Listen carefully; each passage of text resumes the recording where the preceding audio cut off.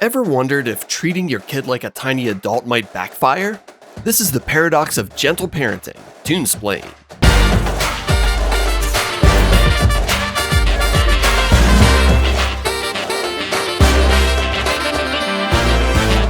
Welcome back, folks. Today we're diving into the weird world of gentle parenting, a method that emphasizes empathy, respect, and understanding. But is it all it's cracked up to be? To help me unpack this, I've invited Stacy, who was raised with gentle parenting and is now navigating adulthood. Hey Ben, yeah, my parents were all about the gentle approach. No punishments, always validating my feelings. Sounds great, right? On paper, sure, but let's explore how this trend started. British author Sarah Ockwell Smith popularized the term gentle parenting in her 2016 book, promoting mutual respect and empathy between parent and child. Yeah, my mom had that book on her nightstand. It became super popular, especially among millennials who wanted to break away from traditional authoritarian-style parenting. Absolutely. The idea is to treat children as individuals with their own valid feelings and perspectives. But some critics argue it can lead to a lack of discipline and unrealistic expectations. I can see that. In my case, I struggle with authority figures and handling criticism because I was always treated like an equal and never told no.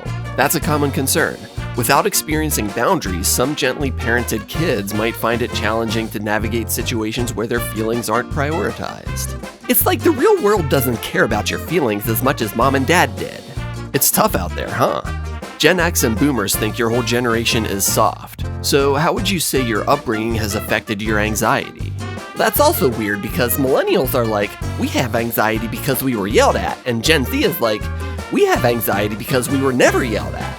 So no matter what parenting style, the result is just anxiety? Hundo P, it's the one thing that unites us.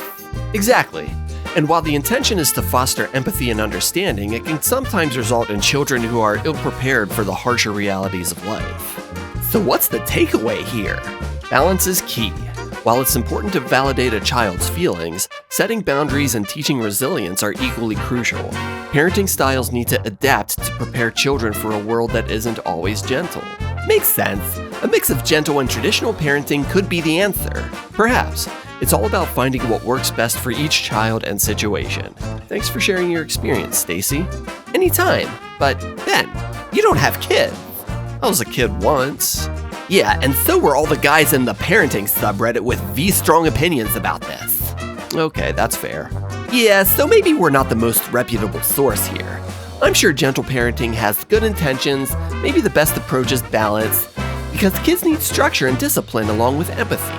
There's not even any good research on this. You basically have Instagram posts with a bunch of girly pastel fonts, so I don't even know what we're doing here. Was this a throwaway video? No, I was in a crowded restaurant where a kid was throwing a tantrum and the parents weren't doing shit about it, just validating his feelings while he screamed like a spoiled brat. Anyone else would have taken the kid outside, or even better, had a babysitter to begin with, but nope, we got to witness gentle parenting at its finest. Oh yeah, that's super annoying. And that's a wrap on the Gentle Parenting Paradox. Don't forget to like, subscribe, and hit that notification bell so you never miss a tune. Thanks for watching.